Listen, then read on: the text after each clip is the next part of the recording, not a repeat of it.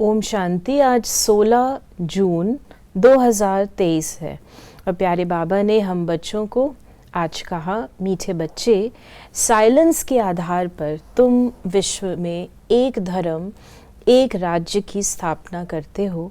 ये है साइलेंस का घमंड। ये जो बाबा ने साइलेंस की बात कही है तो उसका अर्थ ये नहीं है कि हम चुप करके बैठ जाते हैं। साइलेंस से अभिप्राय है जो हम कार्य कर रहे हैं वो गुप्त रीति से कर रहे हैं, शांति में कर रहे हैं, शोर मचा के नहीं कर रहे हैं। तो नई विश्व की स्थापना, नए धर्म की स्थापना, वो सब हमारी साइलेंस में चल रही है। प्रश्न है, सारी दुनिया अपने आप को श्रापित कैसे करती और बच्चे कैसे करते? सारी दुनिया भगवान को सर्वव्यापी कह अपने आप को श्रापित करती और बच्चे बाबा बाबा कह फिर यदि काम अग्नि से स्वयं को भस्म करते तो श्रापित हो जाते। माया का थप्पड़ लग जाता। बाबा कहते, हे मीठी लाडली आत्माएं, अब सतो प्रधान बनो, भस्मासुर नहीं। बाबा ने बच्चों को प्यार से एड्रेस किया है, ये मीठी लाडली आत्मा है, अब हमको सतो प्रधान बनो, भस्मासुर नहीं। भस्मासुर ये है कि बड़ों का सामना करना, वही भस्मासुर बनना है। बच्चे जानते हैं कि हम अभी अंधियारे से रोशनी में जाते हैं। चंद्रमा की रोशनी ऐसी है जैसे सूक्ष्म वतन। सूर्य निकलता है तो उसकी तपत हो जाती है, चंद्रमा शीतलता देता है। अब ये लाइट तो इन आँखों के लिए है, आत्मा को भी आँखें हैं, आत्मा को बुद्धि की आँखें मिलती हैं। आत्मा जानती है बरोबर हम अभी बेहद के बाप को भी जानते हैं और इन आँखों से ब्रह्मा रथ जिसमें शिव बाबा प्रवेश करते हैं उनको भी जानते हैं। तुम बच्चों को पहचान हुई है। ये पहचान तब होती है जबकि सम्मुख मिला जाता है।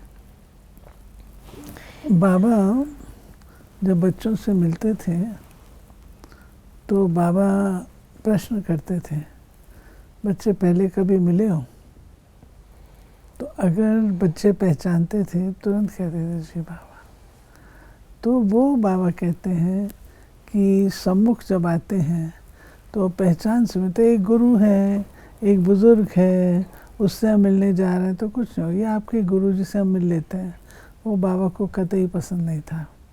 बाबा कहते हैं मैं तो पिता हूँ, तो मुझे पिता रूप से ही पहचानना है। बाबा ने कहा, अभी तुम ब्राह्मणों को सभी शास्त्रों आदि का ज्ञान है, सभी वेद ग्रंथों उपनिषदों आदि का तुम सार समझाते हो। कई बच्चियां हैं जिन्होंने कभी कोई शास्त्र आदि पढ़ा और सुना ही नहीं, परंतु सब वेदों शास्त्रों के सार को समझ रही हैं। अनपढ़ और ही पढ़े हुए से तीखे जाते हैं। अनपढ़े आगे पढ़े हुए भरी ढोएंगे, नहीं तो अनपढ़े पढ़े के आगे भरी ढोते हैं। यहाँ ये वंडर है, कुछ नहीं पढ़े हुए सब वेद शास्त्र धर्मों भक्ति मार्ग के कर्म कांडों को जानते हैं।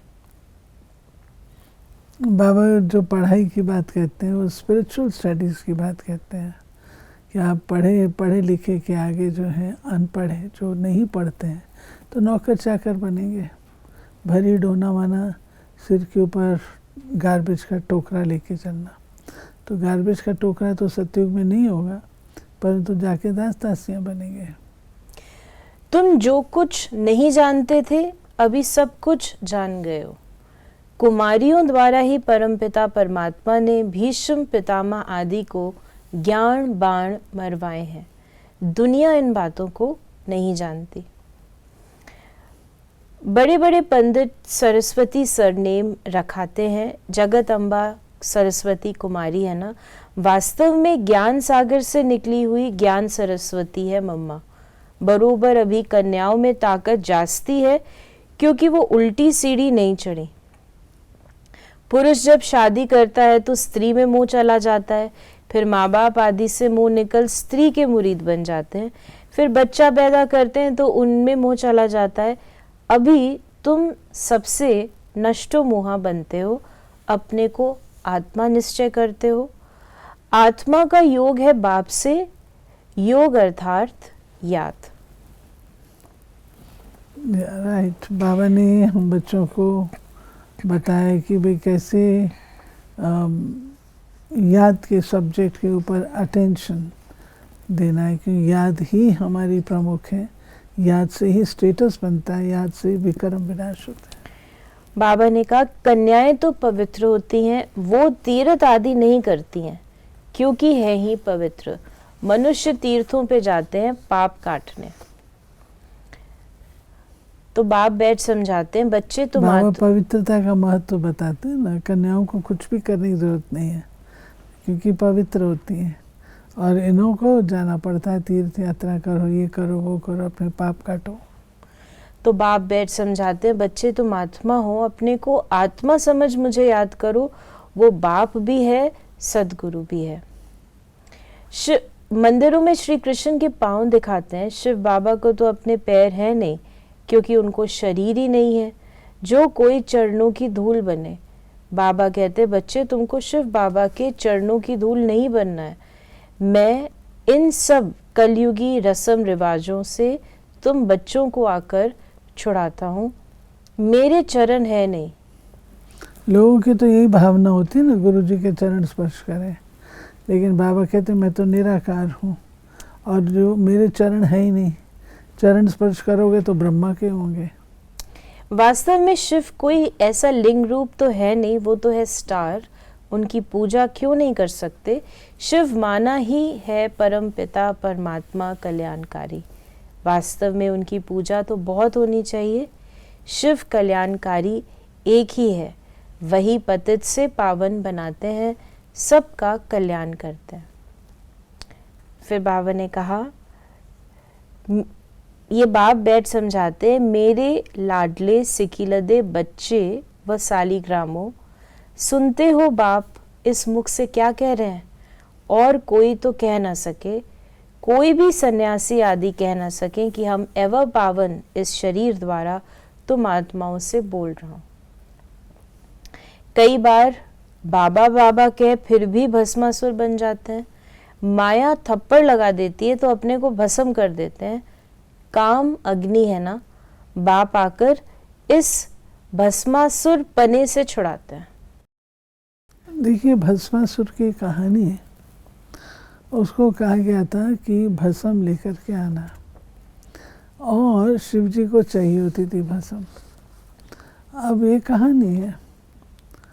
अब भस्मासुर जी ने क्या किया? वरदान मांग लिया, इतनी भस्म कहाँ से लाऊं? तो वरदान उनको मिल गया, तुम जिस पर हाथ रखोगे वो भस्म हो जाएगा। जब वो कार्य करना शुरू किया उसने और उसको सफलता मिलनी शुरू हुई, सोचा ये कौन होता है?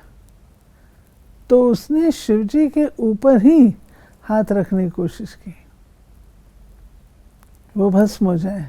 वरदान था। वो तो कहते हैं दूसरे कोई देवता ने आकर के उसको बचाया, मेनका ने या मृणाल किसने आके नृत्य करना शुरू किया तो उसने उस तरीके से नृत्य, तो शिव जी बचे। अब शिव जी तो सदा ही बचे हुए हैं, शिव जी के बचने का सवाल नहीं है।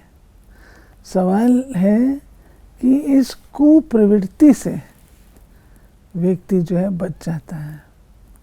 अगर वो ऐसा काम करता है तो स्वयं को ही भस्म कर लेता। उसने जो किया, डांसर ने इस युक्ति से किया कि उसने हाथ अपने ऊपर रखा। डांसर ने जब उसने अपने ऊपर रखा तो उन्होंने अपने ऊपर रख लिया, तो वो भस्म हो गए, इसलिए उनका नाम भस्मासुर पड़ा। फिर बाबा ने हम बच्चों को कहा कि परम पिता परमात्मा है तो पिता से वर्षा जरूर मिलना चाहिए। वो है स्वर्ग का रचता, नरक का रचता तो नहीं कहेंगे। बाबा ने कहा ये हैं बिल्कुल नई बातें। तुम समझाते हो गीता है माई बाप, बाकी सब शास्त्र हैं उनके बाल बच्चे। गीता से ही राजयोग का व स्वर्ग की राजाई का वर्षा मिलता है, बाकी बाल बच्चों से वर्षा क्या मिलेगा। तुम तो अब पारस बुद्धि बनते हो, तुम्हारे महल आदि भी बहुत क्विक बनेंगे। तुम्हारा है साइलेंस का घमंड, उन्हों का है साइंस का घमंड। बाबा ने कहा कि 84 जन्मों से ज़रूर आना है।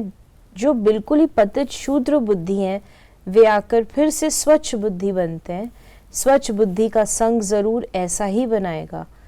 अभी तुम मास्टर ज्ञान सागर ठहरे, जो बाप में गुण है वो तुम धारण करते हो। तुम भी कहते हो मन मना भव, तो तुम्हारी आत्मा स्वच्छ हो जाएगी। बाकी दिव्य दृष्टि की चाबी बाबा के पास ही है। ये बच्चे कहते हैं बाबा और तो सब कुछ ठीक है, दिव्य दृष्टि की चाबी दे दो। बाबा कहते हैं दिव्य दृष्टि की चाबी मैं नहीं देता, क्योंकि अगर ये भी मैं दे दूं तो तुम मुझे कभी भी याद नहीं करोगे। बाबा ने कहा कि पिछाड़ी में जाकर कर्मातीत अवस्था होगी। 8 पास विद ऑनर बनते हैं। मम्मा बाबा तो प्रसिद्ध हैं, फिर है नंबरवार। पास विद ऑनर्स को फुल मार्क्स मिलते हैं। उन्हों का मान बहुत है। हमेशा 9 रतन गाए जाते हैं, 8 नहीं। 4 की जोड़ी होती है, बाकी एक बीच में है बाप।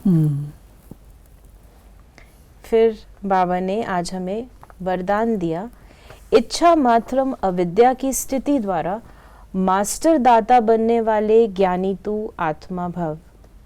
जो ज्ञानी तू आत्मा अर्थात बुद्धिवान है, उन्हें बिना मांगे सब कुछ मिलता है। मांगने की कोई आवश्यकता नहीं रहती। जब स्वतः सर्व प्राप्तियां हो जाती हैं तो मांगने का संकल्प भी नहीं उठ सकता। ऐसे बच्चे इच्छा मात्रम अविद्या बन जाते हैं। ऐसे ज्ञानी तो आत्मा मांगने वाले से दाता के बच्चे मास्टर दाता बन जाते हैं। मांगना पूरा हो जाता है, इतना बड़ा स्वमान मिल जाता है तो नाम मान शान की भी इच्छा ज्ञानी तो आत्मा जो है वो दानी बन जाती है, देने वाली बन जाती है। और स्लोगन है, अपने मन बुद्धि संस्कारों पर संपूर्ण राज्य करने वाले ही स्वराज अधिकारी हैं। तो ये थे बाबा के आज के मधुर महावाक्यों का स्पष्टीकरण। ओम शांति।